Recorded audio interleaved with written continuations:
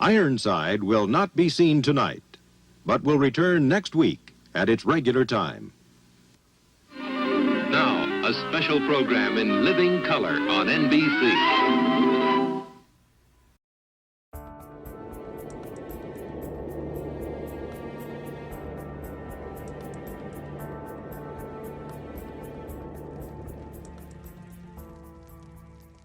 Oh, hey, did I tell you about the squirrel I saw earlier? Yeah, you ate out of your hand there. What are you doing? I don't know, thought we'd watch like a Christmas show or something. Yeah, all right. We don't have to. No, if you want to watch TV, just let's watch it. You know, you were the one who asked me like 3 times to make sure the place had Wi-Fi. Yeah, for work, James. That's daytime. This is nighttime. This is the whole point of this. Right. Listen, I'm happy to talk. You had a lot of wine with dinner. Oh, you. What's this Christmas show you want to watch? Well, it's the Up All Night with Bob Christmas special. On YouTube? You can watch that anytime. Not that anybody does. Let's have another drink there, Martha. Tonight, it's the Up All Night with Bob, especially special Christmas special. With Bob's special guests from Kids in the Hall and fresh off London's West End, Mark McKinney. From Hallmark's Cranberry Christmas and Blue Ridge Mountain Christmas, actor Benjamin Ayres. And from SCTV, costume designer and leader of the Juul Haalmeyer dancers, Juul Haalmeyer. Plus, special appearances by Deb McGrath, Colin Mochrie, Patrick McKenna, Annie Abrams, and a couple of surprises along the way. Now here's Rob and Annie. Well, ho, ho, ho, and Merry Christmas. It's time once again for the Up All Night with Bob, especially special Christmas special. With me tonight is my loving, supportive, and patient love partner, Annie. How are you, Annie? I am great, Bob. How are you tonight? I'm great. And how's our dog, Andy? Oh, he's fantastic. Andy, say hi. Annie, it's our 7th year covering the Up All Night with Bob, especially special Christmas special. How do you think I'll make out this year? Everything's looking good, Bob. Well, I certainly hope so. Show kind of went off the rails early last year, and I'm not quite sure I ever got it back. Oh, was that the one with Stalker Channing and Kevin Federline? It certainly was. You couldn't have known they had history. It was all there on Lloyd Bridges' Wikipedia page, but what can you do? I'm getting word now the special's about to start, so we'll head down to the street. I understand this first segment features Rob and his guest Mark McKinney doing impersonations of Bob Hope. How did that go? Folks, Christmas just wouldn't be Christmas without that one special guest. Unfortunately, Jimmy Baio canceled at the last second, so please welcome TV's Mark McKinney. Hey, Rob. Hey. How's it going, buddy? Good. Season's greetings. Happy holidays. Merry Christmas. Greetings. Your 3rd appearance here on the big time Up All Night with Bob show. You now outpace. By the record holder. You are the record holder. You by were the Steve Martin of the Up All Night with Bob show. I was going to say you're the Victor Buono of to my Johnny Carson. Right. Yeah, this is why I have 350 followers. Victor Buono jokes. You're just recently back from London, where you on the West End. Since I've last seen you, you've been in a show on the West End of London, and this is not sarcastic applause. It's hard to not look sarcastic in an enclosed space, but what an amazing thing. That was a bucket list thing that came out of nowhere, like a thunderbolt. I loved it. It was a play called Eureka Day. It starred the fabulous Kirsten Foster, Ben Schnetzer from this fabulous movie called Pride, if you've never seen it. He's been in a bunch of other stuff too. And Susan Kelechi Watson, an extraordinary actress from This Is Us. And of course, Oscar winner Helen Hunt was the person rounding out the cast. Pretty good group. Pretty good. Amazing. Well, fingers crossed that it makes it to these shores. When you were working at 30 Rock, did you ever go ice skating under the big tree? Yes, I did a couple of times. I mean, it felt like a lot of New Yorkers, things that tourists come to do in New York, you sort of disdain. Yes. Like I never got to the Statue of Liberty. And I think the first time I actually skated on that rink was the Good Nights for Saturday Night Live. I think the Christmas show in 1996. Between the last sketch and the Good Nights, they booted us downstairs in the freight elevator with 100 dressers strapping skates on, and we skated around. I like that ending. That's kind of No, fun. that's great. I feel like that's only been done in the history of the show maybe 3 or 4 times. Yeah, because they did it the first year with Belushi and I think I got to keep the skates. It's that kind of thing, and they were good. They were tax. Yeah. Oh, what do you mean? You got taxed on the skates? No. Like, isn't that the brand? Isn't that tax? What am I thinking of? The good hockey skates. So you can tell that I'm not a hockey player because I thought you meant. Not a hockey player. You're not a Canadian. All right, let's start this nonsense. So now we'd like to present to you actual jokes from the 1985 Bob Hope Christmas special. Now, let me ask you this right off at the top. How would you rate your Bob Hope on like a letter grade? Depending on the words, a 3 or 4 out of 10. Well, I'm going to have to give myself like a 2, although I haven't heard yours. Thank you. Thank you very much. Well, here I am, NBC's Christmas present to you all. Batteries not included. Now, Christmas is a worldwide affair. We celebrate a birth in Bethlehem by writing letters to the North Pole. You get presents made in Japan. I don't know who you're doing. It is someone from that era, but in no way is that Bob Hope. I'll tell you what you do. Relax your jaw. Let it go liquid. Let it go like this. Let the vowels get a little messy around there. I went down to Hollywood Boulevard to see the window display, and I saw little elves in red and green costumes with orange and purple hair all dancing in a circle. And then I looked into the windows. You think that Hope is a lot better than mine, do you? You played him in a movie? I played him in a movie. Yes. It sounds more like Phyllis Diller to me, but well, it is, and if I don't get a hold of the wheel, it's a frayed accent. It's like, imagine a rudder tiller on a ship in a storm, and the rope is frayed, so you can't really steer a straight line anymore. Right. And so it's going to veer into Phyllis Diller, and it's going to head pretty quickly towards Paul Lynde. And let me tell you, Christmas is pretty strange in Beverly Hills. When Santa lands on your roof, you're expected to provide valet parking. But Beverly Hills has its heart in the right place this time of year. One charity is donating polo ponies to the underprivileged of Bel Air. See, that sounds like Jack Benny to me. Well, they came from... Now, the Beverly Hills Salvation Army... oh, Jesus Christ. All right, here we go. Now, the Beverly Hills Salvation Army Christmas collection is unique. Their bell ringers are backed by a string section. You read these next two. But they're really awfully offensive ones? All right. No, let's skip them then. All right, here we go. Helping the poor in Beverly Hills, that's like giving the Osmond family dental insurance. You know what's really great about this joke is that this isn't a 1977 Bob Hope Christmas special. It's not even a 1980 Bob Hope Christmas No, we were alive. It's a 1985 Bob Hope Christmas special. Donny and Marie were nowhere to be seen at this point. No, that's not true. Wow. They were around. And have you seen the Christmas display at the White House lawn? Justice Sandra Day O'Connor was in charge of the decorations. It's the first time I've seen a nativity scene with 3 wise women. Hiss. And full disclosure, I have my earbuds in and I'm playing back the Bob Hope thing to just so people think that my Bob Hope is better than yours. You better not use this part. And Reagan told his aides to put a big star on top of the Christmas tree, but they said Bruce Springsteen wouldn't stay up there. And our president got a nice Christmas present the other day. Did you hear Random House will pay $3 million for President Reagan's memoir?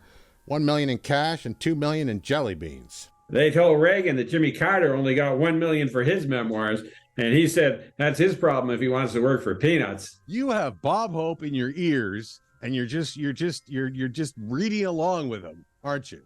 No. I love that title, Memoirs. I've never had a memoir. I can't remember things in French. This gets a huge laugh in the studio. I know. So we should both look around. Let's just do, cut this in. Just like.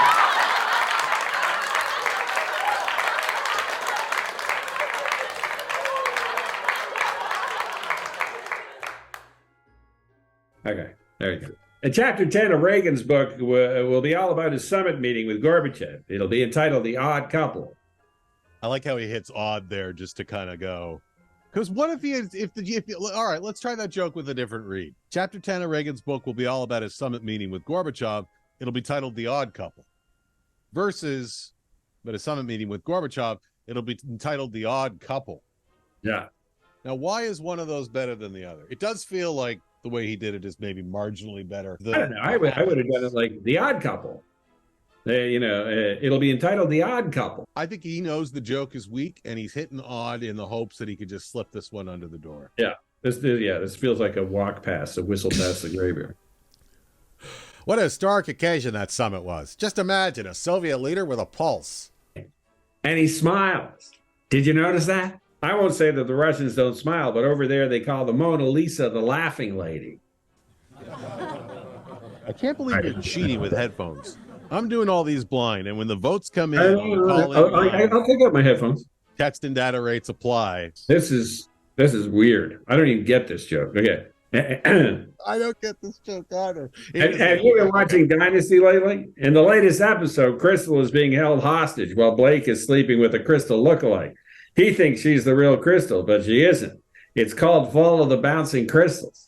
Can you imagine two crystals running around trying to spend all your money? Johnny Carson can. By the way, judging by the rake of those seats in that studio, he's in Carson's. He's doing this special. Oh, you think so? Studio. Yeah. That's And I was shocked when Joan Collins went undercover as a nun. That's like Tip O'Neill going undercover as a jockey. I do feel like at the end of this, the game should be, who do you think these two guys were trying to do an impression of? We should have a button we can push where if we feel like it would be better if Paul Lynde did it, then we can do our Paul Lynde voice. I don't know how Alexis fooled anyone. The habit she wore is from Fredericks of Hollywood.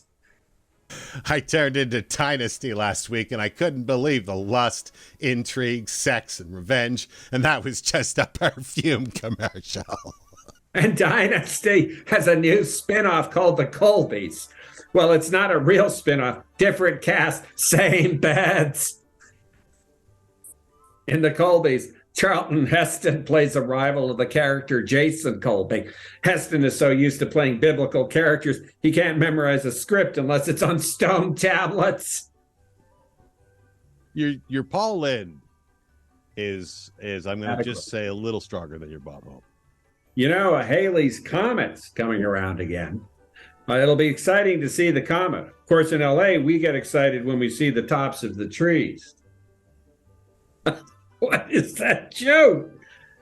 Well, the joke is that the smog is so bad you can't see the tops of the trees. Oh, right. It's 1985. Yes. It's 1985. Smog joke. Got it. Just think, the next time we say Halley's Comet, we'll have had 19 more presidential elections, 38 congressional elections, and 47 Rocky movies. And I guess you all know that Reagan's dog Lucky was moved from the White House to the ranch near Santa Barbara.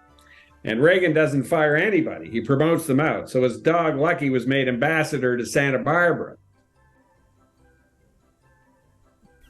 These have been actual jokes from the 1985 Bob Hope Christmas special. Well, Rob, I just want to say I wish you and yours a Merry Christmas and a season of peace and joy and love. And I hope that the bounty of Kris Kringle flows and chokes you with its bountifulness. Hey, you know who's coming up next on the show? Who? Our mutual friend, Benjamin Ayres. Ben Ayres, yeah, who's now a major star of Lifetime rom-com. Hallmark, actually. Yeah, he's more or less all Hallmark all the way now. Hallmark, I'm so sorry. Yeah. Mark McKinney, God bless you. Have a good Christmas. Have a wonderful Christmas. Have a fabulous New Year. And we're going to see, are you going to be out here in the New Year? In 2020? I am going to be out there in the New Year. I will be seeing you. And I look forward to it. Blessings. You as well. Bye. Blessings to you, sir. I got to ask you, when was the last time you had your big Christmas party in Toronto together? Oh, man. I'd say the year before COVID. So Christmas, and then we were locked down in March. We had decided, though, that was our last one. just before everything went south. We did. We had Oh, really? talked about it for any number of reasons. And when we shut the door on the last guest, we went, and we're done.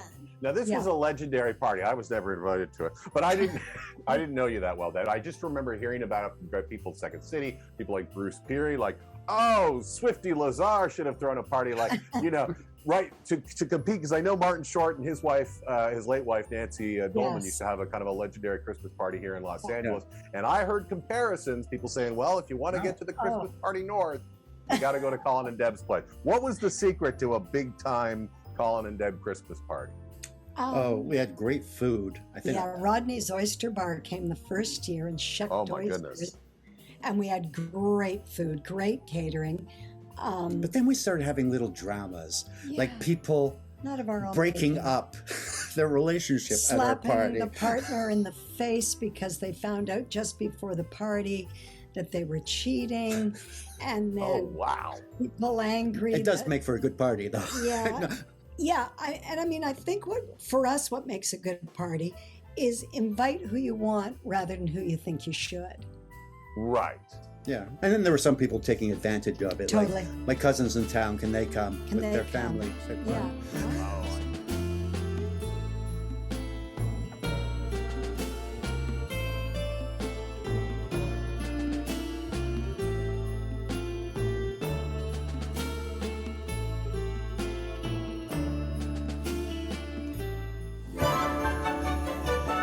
Welcome back to the booth high up here above the Up All Night with Bob, especially special Christmas special. I'm here once again with my love partner, Annie. Hi. Here's a fun fact, Annie. That last segment with Colin and Deb was a deleted scene from the show Bob did with them earlier this year. Ooh. But I'm not going to pay them twice. Did you pay them the first time? I did not. Coming up next, Bob sits down with Benjamin Ayres, star of Saving Hope, The Chronicle Mysteries, and of course several Hallmark Christmas movies to talk about what makes him the Hallmark hunk. Hon? Yeah? Let's do my intro over here. Oh, yeah, that was awesome. Folks, this Christmas special just got a whole lot handsomer with the arrival of our next guest. He's a talented actor who, among a lengthy list of credits, played ER Dr. Zach Miller for 5 seasons on Saving Hope, as well as multiple appearances as intrepid newspaper editor Drew Godfrey in a series of hit mysteries on Hallmark Murders and Mysteries, and most appropriately for our purposes this evening, appeared by my count in no fewer than 6 Hallmark Christmas movies. Ladies and folks, hold on to your candy canes. It's Benjamin Ayres. How are you, my friend? I'm well, thank you. How you doing, man? Before we get into the Hallmark stuff, there's another reason I wanted to have you, Benjamin Ayres, on this program today for our big Christmas special. You are a relative of the actual Grinch. He's a mean one. And the more the Grinch thought of this whole Christmas thing, the more the Grinch thought, I must stop this whole thing. Please tell me about your relationship, or what? Well, I guess you don't have a relationship. Boris, good old Grandpa Boris. Good old Grandpa, as we used to call him. He spent a lot of time in Kamloops, actually, small town where I'm from. And rumor has it, was very involved with my family. So my family, I'm related to, they're called the Lovejoys. And it is not through blood, but more through marriage that he was related for a small period of time. And I think I told that story once because I found that out through a connection of a few people. I did that whole 23andMe kind of DNA testing thing, which then kind of brought a bunch of different people into my life that I didn't know. And through those, I started to hear the story. And they knew that I was an actor who was also in Kamloops, and they're like, did you know the story? And I didn't. And then I started to research it, and then I've told the story, and now it's on my Wikipedia, and I don't know who puts that stuff on there, but it's there. And good old Grandpa Boris, which is interesting too, because in Arsenic and Old Lace, I played his character in grade 12. So, I guess I was meant to be forever tied to Mr. Karloff. That's so funny. I'm a huge Boris Karloff fan. I've seen a ton of the movies that he made. Well, a lot of the, obviously the really old ones like The Mummy and all that, but also the movies he made with Roger Corman in the 60s. And he made a really interesting movie with Peter Bogdanovich that I was chatting about with somebody a couple weeks ago called Targets. Have you ever seen Targets? Do you know what? So one of my favorite things, just for the audience out there right now, when I first moved to Toronto, right before we had bought our place, I was working on Dan for Mayor. And Tara Spencer Nairn reached out to me and said, because I was like, we're trying to find a place. She goes, there's this writer, Rob Sheridan, that's you. He's down in LA and he's got his house available. You should kind of reach out to him. Maybe you can rent it from him. And the best part about renting your house was the selection of films that were downstairs in your screening room. And probably some of the greatest films I watched were down there, and that was one of them. Oh, you're kidding. That's fabulous. I'm so happy. Yeah, we loved that screening room. Isn't that funny? Yeah, there was a real kind of small basement in that house with kind of a low ceiling, but I liked it because it was cool in the summer. No, it was great. And I was down there emptying your humidifier. You're like, in the laundry room, there's a humidifier. Make sure you keep dumping that out. The whole thing. It was always a little damp.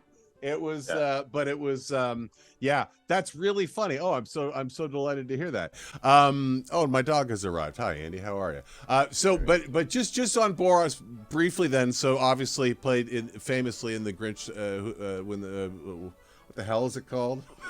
When the Grinch Stole Christmas? How the Grinch Stole Christmas. Yeah. Anyway, so why the Grinch Stole Christmas? It's a philosophical sort of treatise. What brought him to Kamloops? So there was a big theater scene there. He actually, he wasn't, he wanted to do film and TV, and of course, because of his looks, could not get in. And he ended up, he was out there working on trains, actually, which is interesting because both my father and my grandfather were engineers for CN and CP. And he found a theater company there. And there was a big theater company in Kamloops at the time. And he was like, oh, great, I can still do this acting thing. And he ended up touring with this Kamloops thing for like a couple of years. And then from there, kind of got discovered and went down to LA. That's amazing. So this is Isn't that cool? Even before he made like the movies in the 30s, like. Oh yeah, that's what I mean. This is so long ago. He was like between 19 and 21 at the time. We're going to play a little game today. I'm so glad you've joined us. It's Match the Character to the Christmas Movie. These are all your characters from different roles that you have played. Number 1, Dr. Jeff Callan. I know. That's Falling for Vermont. Boom, 2017's Falling for Vermont. Now I'm counting that as a Christmas movie. Is that not fair? No, that is Falling for Vermont, which would be a fall harvest movie. Oh, that's a fall harvest movie. That's a fall harvest, yeah. Gotcha. All right, number 2, here we go. You've played 2 Jacks, to my knowledge, in 2 different films. Can you name those films? I will tell you that one of those Jacks was named Jack Evans, and the other Jack I don't have a last name for. Wow, that's crazy. Jack Evans is going back a spell. I'm going to tell you that's one of your early works. So is Jack Evans might have been Love by Chance? Very close. Well, okay, then it is. I'll give you the year. You want the year? Okay, then we'll just wait. Then it's Blue Ridge Mountain Christmas. No, I don't even have Blue Ridge Mountain Christmas here. Oh, really? Maybe 2011. Jack Evans is 2011. Oh, you're going way back. So that might be. That is the 12 Dates of Christmas. Boom! Every time a bell rings, an angel gets his wings. Bingo, dingo, the 12 Dates of Christmas. Are you the same? Are you the date? How does that work? Are you the date 12 times, or are you one of 12? So yeah, so I'm one. So what happens is it's Groundhog Day. It's a Christmas Groundhog Day. That was for ABC Family, and she keeps reliving the same day, and I keep breaking up with her each day, and then send her on this journey, and she's trying to kind of like close this loop. So that's interesting too. Is I forget that I did some holiday movies outside of Hallmark before, because I kind of think of it only as this Hallmark universe within the last kind of 5 years of my life, really. It was Right. like kind of after Saving Hope. It's kind of like as a Canadian, you know, it was a big enough show in Canada and in the US that I sort of got an opportunity to do a Hallmark movie. And then once you fall in that universe and you have some success and you do a couple that do well, you're sort of within, you know, the world, and they kind of keep calling. So Right. they're sort of, you go about your day, and then a phone call happens, and a week later you're out there shooting a movie. Now we've got one other Jack. This is a recent one. You played a Jack in 2021. Yeah, okay. So that would be with our good friend Winnie Cooper of the Wonder Years, called You, Me, and the Christmas Trees. You, Me, and the Christmas Trees, and Winnie Cooper from the Wonder Years it is. Get me! I'll give him out wings. How was what is the name of that actress? Danica McKellar. Danica McKellar, that's right. She's also quite brainy. Am I wrong about that? Wasn't she? No, she's yes, she is a math genius, and she writes a bunch of math books too for kids and stuff. And yeah, she's insanely brilliant. Yes. Number 4, Gabe. Gabe was the Cranberry Christmas. Boom. What was the plot of Cranberry Christmas? I haven't seen this one. So, you know, this one was cool only because in this world of Hallmark, it's always two people that don't know each other that get to know each other over the course of the movie. This was a married couple that are having some issues, and they have a cranberry farm, and she aspires to do more kind of traveling and hosting and kind of like, you know, television interviews and stuff, which takes her to New York all the time. But he kind of needs her there, and they kind of go about finding a happy medium. But it's ultimately a marriage that was about to fall apart that kind of gets back together. Are you a Cranberry fan? Do you like the Cranberries? You know, it was great. The year before, as you know, these movies, you and I have had stuff in development with them before. And yeah, I was shooting Blue Ridge Mountain Christmas, and where we were filming it outside of Langley in BC, I remember driving past this cranberry field, and I was like, oh, right, I forget that cranberries are really big in BC, and that's kind of like, they sell a lot of their stuff to Ocean Spray there. And I was like, it's pretty cool to watch them harvest these cranberries. I was like, that would actually make a good Hallmark movie. While that happened, another producer drove by, and he goes, ooh, Cranberry Christmas. And he went and pitched it as an idea, and we filmed it the following year. That's unbelievable. Just a couple days of us being Mr. and Mrs. Cranberry Lane. Maybe this is destiny's way of pushing you two back together. Where did you hang that mistletoe I gave you? You gotta find it. Cranberry Christmas. Only on Hallmark Movies and Mysteries. Hallmark really kind of exploded a little bit during the pandemic, didn't it? I think so, yeah. I mean, you know, it's interesting too as a Canadian because we don't have the Hallmark Channel up here, and I kind of was never recognized for these types of movies, you know. And now that the W Network airs them up here and kind of does a simulcast thing, they're huge here, and it really all started to take off. I think during the pandemic, you know, people just needed somewhere to go to watch something lighter than the news. And, you know, we were one of the first kind of networks back making content with extreme measures. And, you know, that very first summer we were back filming, that would have been Cranberry Christmas. So on top of the fact that people needed somewhere to turn if they didn't want to watch the news, they also just needed new content. And it just really drove in some new fans and even old fans, but just some loud voices kind of in the world, you know.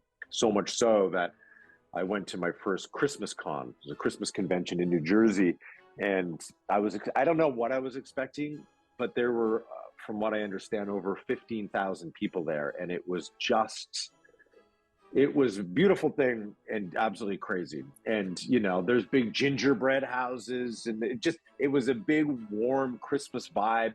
And then they had a bunch of vendors, so people did all their Christmas shopping there. And then they'd come stand in line and get photos with us, and you know, signatures. That's amazing. I love this. Well, I love Christmas, so obviously, so I get a big kick out of this. Well, I guess I'm out of names because outside of the one that you just mentioned that I didn't have. Oh, Blue Ridge Mountain Christmas. Do you remember the name of your character in that one? I don't have it in front of me, so you yeah. Jeff. Yeah, Jeff. Yeah. Jeff. Good old Jeff. Ben Ayres, I can't thank you for enough. Merry Christmas to you and your wife. Please extend Merry Christmas to your beautiful wife, Erin, and the kids, and they'll go, who the hell is that? I don't know who that guy is. Yeah. Well, we lived in his house for a while before you were born. Right on, man. Merry Christmas to you guys as well, and thanks for doing this. Thank you. At this, the most festive time of the year, we extend Christmas greetings and every good wish for the new year from the owners and staff of the Driftwood, now under new ownership. Yes, Chester and my late sister Gert Watt have checked into the great beyond, but their granddaughter Hester and her life partner Bert have restored the Driftwood to its original sheen. Let Hester and Bert Watt show you the hospitality that's made the Driftwood one of the top dining establishments in the South Mellonville area for over 57 years.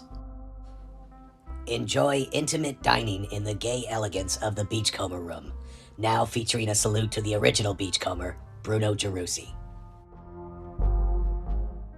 Let our bearded staff serve you in a courteous and obedient manner. Let our chef, Damien something, prepare his specialty, Sushi Donuts. And what's Christmas without a visit to our famous one-visit-only salad bar? But please, no go-backs. Before, during, or after Christmas dinner, drift over and join the celebration in the Crow's Nest Room. And don't be afraid of our special Christmas COVID cocktail. Rum, vodka, gin, Canadian Club, eggnog, cinnamon, and bitters. Remember, you keep the mask. And for you young marrieds, we're offering the Driftwood Christmas Package. 3 days and 1 night in your choice of over 44 luxuriously appointed hip and retro rooms. Sound baths, yoga, hacky sack, and swimming in season. Wi-Fi password changed hourly. Christmas at the Driftwood Inn. You can't miss it. Welcome back. It's the special Up All Night with Bob extra close cam. Actually, we had some technical difficulties, but it doesn't matter. I'm over the moon to welcome our next guest. He's the costume designer from dozens of beloved series and specials, none closer to my heart than the one and only SCTV, on which he also appeared regularly as the titular leader of the Juul Haalmeyer dancers. Ladies and gentlemen, please welcome, joining us by phone today, Mr. Juul Haalmeyer. Hi, Juul. Hi, how are you doing? I'm doing just fantastic. I can't tell you what a kick it is to talk to you. Part of the real reason I wanted to talk to you today specifically was the 81 and the 82 Christmas shows became kind of regular viewing around my household. So for me, talking to you is like somebody else talking to Alistair Sim or Bing Crosby. Before we even get into your appearances in those shows, let's just talk about some of those costumes as representative of some of the crazy work that you did on the show every single week, I will point out. So this is the one that included the Elton John, Liberace kind of dual pianos. How did Rick Moranis' costume come together in that sketch? He's got kind of like I can only describe it as like a wreath of baubles around him. Is that fair? That's exactly what it is. So many of the looks that I had new were thrown together. And for some reason, I always traveled with Christmas decorations. So I had the balls, and I brought a jumpsuit from the Lotto Canada show that I used to do. And I just safety pinned it on there, and boom. And I brought a white top hat, and I put some of the silver shit on there. So you kind of traveled with your own tickle trunk. Oh, yeah. Like over 100 on them. Oh my gosh. So those, when you say you traveled with Christmas ornaments, like the ones that Moranis was wearing in that sketch, those are just that stuff you had ready to go. Yeah. And it always had to be that instance, you know? Yes. It's not like a Hollywood designer making a sketch and going into the workroom. I want this thing beaded. I want that one sequined or whatever. It's make it with what you got. Of course, now Dave Thomas is dressed as Liberace, which is its own sort of explosion. So here's my real question. I think I'm dying to know. How long between the night that you taped that sketch how far back was it that Dave or Rick or Dave comes to you and says, here's what we need? How long do you have? Never very long, and never long enough. You know, and we never spoke about it. It just happened. You know, okay, you're going to be Liberace, Rick is going to be Elton John, and whatever else. And we never rarely discussed it. And they just went with whatever I would throw together. Right. And we rarely had fittings on them. So it was always a surprise on the day. No time for fittings. No. So then you've got Neil Simon's Nutcracker Suite. Yeah. Oh my God. Which is another huge production featuring now Dave Thomas is dressed as Michael Caine as the Snowflake King, and Catherine O'Hara is playing Maggie Smith as the Sugar Plum Fairy. Again, unbelievable costumes. Oh, and Alan Alda now. Yes, the Prince. My God, yeah. Yeah. It's a beautiful show. It's a beautifully made piece of television. If you look back on it, and I know that you were probably there, and you know where all the strings were showing or the whatever. But on TV, it looks fabulous. Well, thank you. Yes, my sweet. We got a marvelous relationship. She calls the shots and I pour them. Excuse me. They make the Bickersons look like Ozzy and Harriet. Can I get you a drink? It was fun to do, you know. That particular one basically came from Malamar in Toronto. Oh, okay. And so I brought up several options that we can use. And the biggest problem always was with the, when they were doing specific people, finding the right eyewear, you know, for Michael Caine and all of that. So we'd have to go out and find a pair of glasses and put clear glass in them to make it work. Oh, wow. All of which eventually climaxes, if you will, in the Dusty Town holiday special, which is, again, here you've got John Candy playing Divine in a dress I'm assuming you sewed him into. No, that was one that Luigi at Malamar made for me. Oh, I knew that was coming, so he made that one for me. Yeah. Oh, that's fabulous. And of course, Dusty herself. How did you sort of puff up Catherine? Because she was playing Dusty Town was playing a woman sort of 40 years, I think, or so. Catherine Senior probably at the time. Right. What was there? Just some extra stuffing in there? What was no, in that? We made a foam rubber bodysuit for Catherine. Oh, really? And a foam rubber, yeah. Oh, isn't that neat? And then we have just a couple of the most bizarre things I've ever seen on TV, which absolutely blew my brain as an 11-year-old child, which is how old I was when it first aired. We get it's I don't even have notes in front of me. I can remember all these characters. Andrea Martin plays Marcy Odette, right? Who was I think the daughter of a woman that Dusty Town used to perform at some lounge with. Yeah. She's a solid gold dancer now. And she comes on to do this rather provocative number. That scene where you are dancing with her, and I don't recall who the other dancer is. It's maybe somebody from the crew? Yeah, Christopher Nutton. Oh, is that who that is? He was our prop man. Oh, okay. And you put together this sort of quasi-obscene.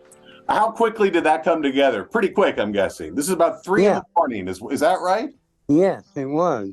After we shot Divine on ice in 40 below.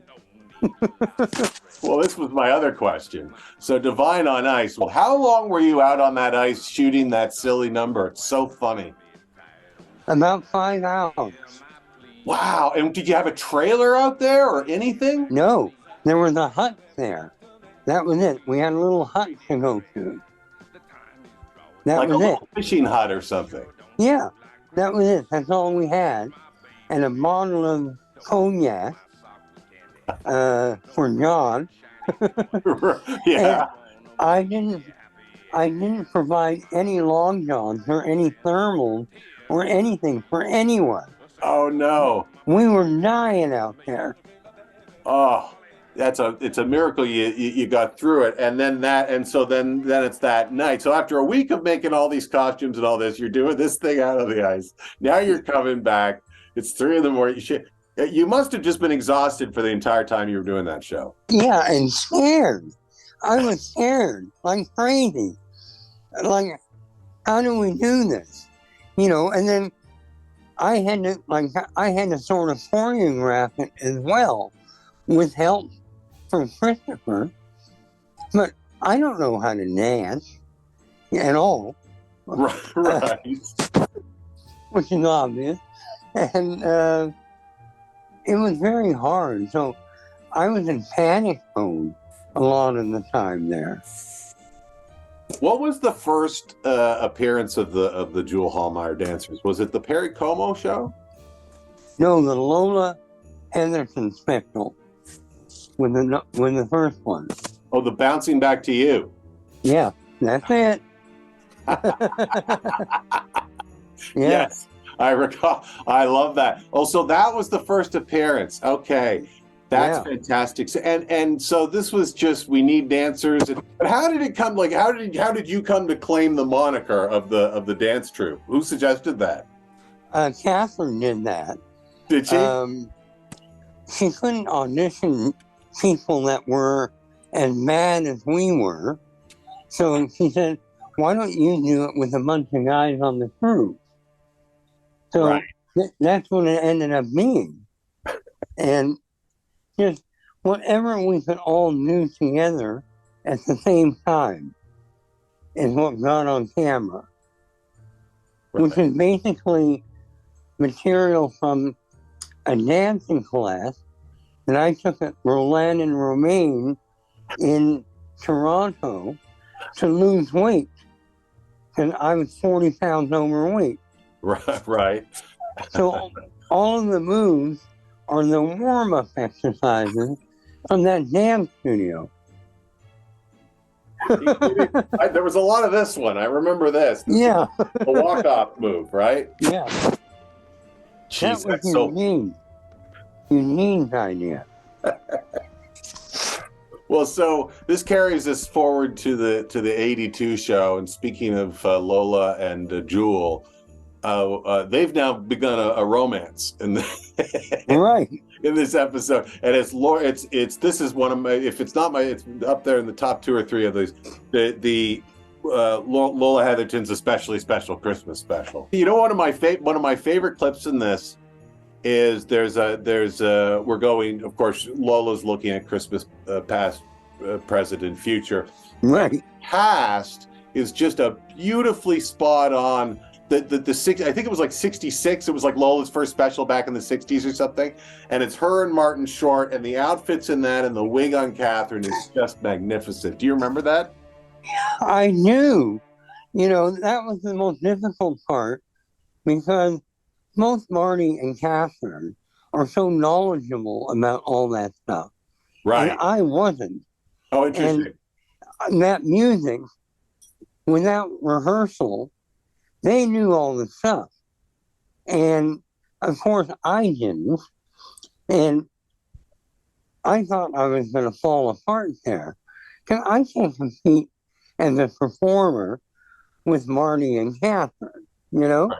And yet, Juul was a character that appeared on the show, semi-regularly, and some really, I mean, he was, well, first of all, I thought you were hilarious on the show, and you whatever version of that, yourself you were playing. I mean, you were whenever you had like Juul bouncing off like Gus or one of the idiots at the stations or whatever. Juul just getting frustrated because he can't get his rehearsal space or whatever it is. But I love that sketch, and it's just so sweet and kind of silly. And I can remember thinking, well, I hope things work out for Lola. I always want to work out for Lola.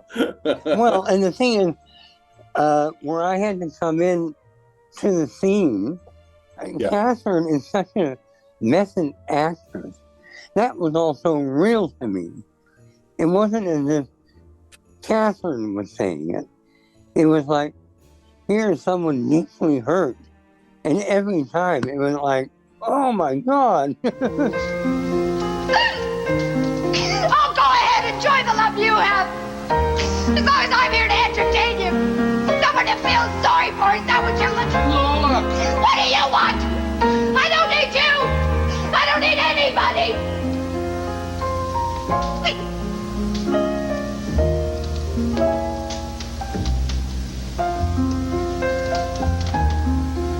I guess I was wrong. Julie and I have worked together since 1963. Look, that doesn't date us. We could have been 10 years old for all you know. And never once did anything happen between us until this Christmas special. Your heart always goes out to Lola. I mean, every time when they try, in that comeback special we were talking about earlier, and she just can't quite get it together. And but then I wanted to just so rounding out in the '82 show. The sort of wraparound in that episode is Johnny LaRue has gone back ostensibly to where he was the year prior, hoping that Santa will come back and bring him another crane, and Santa never shows up, and eventually winds up at like a mission, and he follows a light home that takes him to his friends. And right. Talking about sweet scenes, this is like Tiny Tim for me every year. Yeah. So Gus has woken a guy up in the middle of the night, and the guy's still wearing his nightcap, and everybody comes in, and it's Edith and Gus, and I think probably Ed Grimley, I think, and you and Lola, and Johnny finds his way to the people that love him. Right. Yeah, I was in that whole wraparound. Yes, you were. Episode. You were. Yeah, and John was such a sweetheart that I had known since I met him on the Nathan Steinberg show in the early 70s. And I did that shoot with him when he was doing LaRue, and he was drunk late at night. Oh, on the street.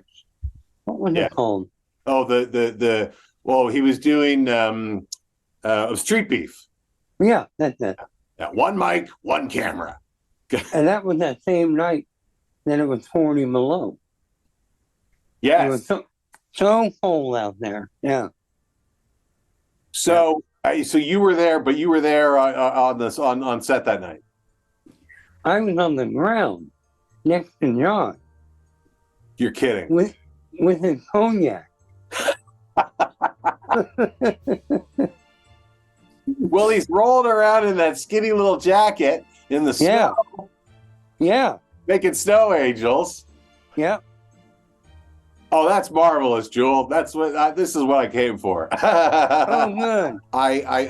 We're on the subject that I kind of wanted to land on, which was your relationship with John Candy, and so you remained close. I know you were his dresser on Cool Runnings. I'm assuming your friendship continued. Yeah. Well, that was a funny one with John. He called me one day and he said, "Juul, I need you here tomorrow." And I said, "John, where? What are you doing?" And he said, "I'm doing a movie in Calgary." And I said, "John, when do you start shooting?" And he said, "Tomorrow." And I said, "I can't pull a movie together in a day." And he said, "No, there's a whole crew here. I just need someone to hang with." And I said, "John, I'm starting a pilot tomorrow." He said, "Cancel it."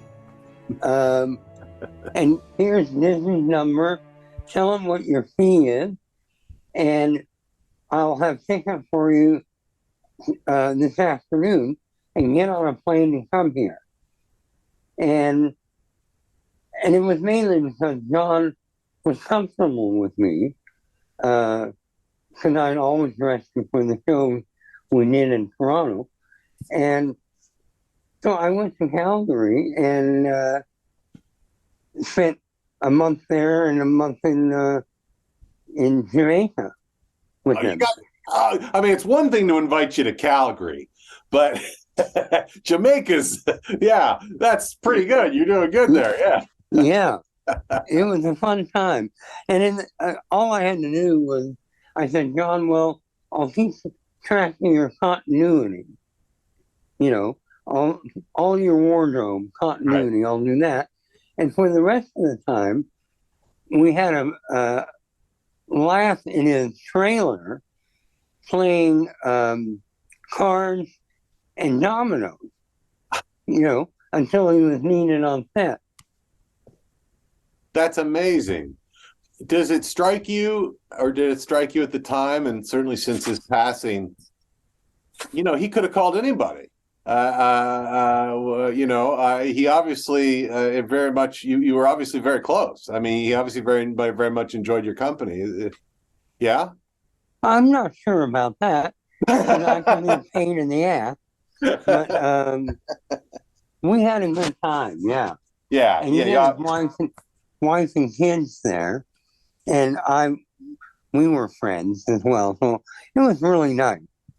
I mean, we've talked about the Christmas shows today just because I'm doing this little Christmas special, and they're especially beloved. But the whole show, and also, I mean, the list of credits, if anybody goes to IMDb, is as long as your arm. But the work that you did, I mean, under those unbelievable time constraints, and then just the sort of ongoing love for the Juul Haalmeyer dancers. I will also point out the still thriving and growing Juul Haalmeyer Dancers fan club on YouTube, of which I am a proud member.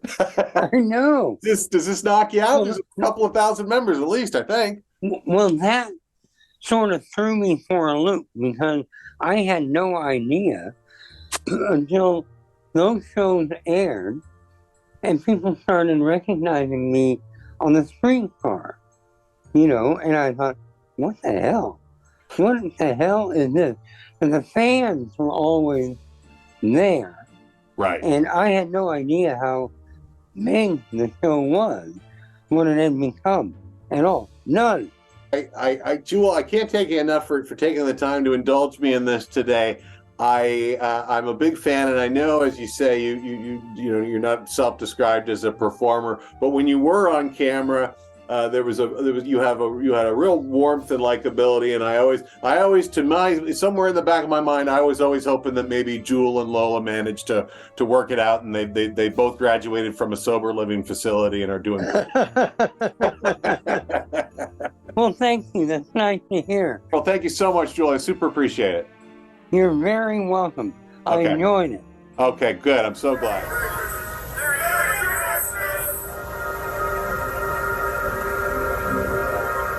Patrick McKenna, what is your favorite Christmas movie? Alistair Sim in The Christmas Carol. This is the 50. Terrifying. Yeah, it's that version particularly that I really, now here we go. You get spooky and everything else. I really love that one. I still laugh at all the Christmas movies, vacation movies and all that with Chevy Chase and so on, but that one seems to be, now it's Christmas. It's funny. For whatever reason, that one never became like an annual thing for me, like the way that for years, you know, It's a Wonderful Life. Right. That I've seen probably 40, 45 times. Although lately there have been years now where I'm like, I can't watch this movie again. I did the play, and from that point on, I can't watch the movie. I'm just done. Oh, you did a play of Wonderful Life? Yeah. I was Uncle Billy. I played Uncle Billy and a bunch of the other. Uncle Billy. Yeah, and I was also the angel. I was the angel as well. Clarence. Clarence, yes. Oh, there you go. Yeah, I just love Uncle Billy. He bankrupts the entire operation, and then they cut into him, and he's got like a squirrel crawling. He's just like old batty old Uncle Billy. Why do you even keep this guy around? He has livestock just climbing on him. But that Alistair Sims, I will say, you're right. It is, and it can be, and it's spooky, and the best. I think it's the ghost of. I don't know if it's the Ghost of Christmas Future. Who's the one, the big king-looking guy, and he opens up his robe. That's the future. Is that the future? I think it might be the future. This boy is ignorance, this girl is want. Beware them both, but most of all, beware this boy. But have they no refuge, no resource? Are there no prisons? Are there no workhouses? Well, looks like mom and dads have packed lots of the kiddies off into their station wagons, and vendors are closing down the nacho booths. We've come to the end of another Up All Night with Bob, especially Christmas special Christmas. Folks, this is Bob coming out of my hilarious over-the-top character to say Merry Christmas to everybody, and especially I started up a little dumb YouTube show for absolutely no reason this year other than missing friends and wanting to chat with them. And you've been very, very supportive, and you always look at them and you always say nice things, and I very appreciate that, and I love you very, very much. Oh, thank you. I love you too.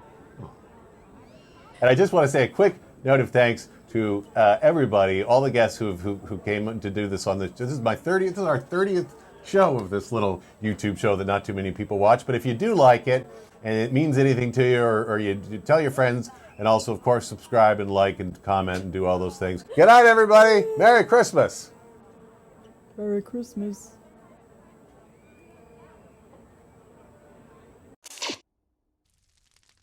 I know I resisted that at first, but thanks for making me watch it.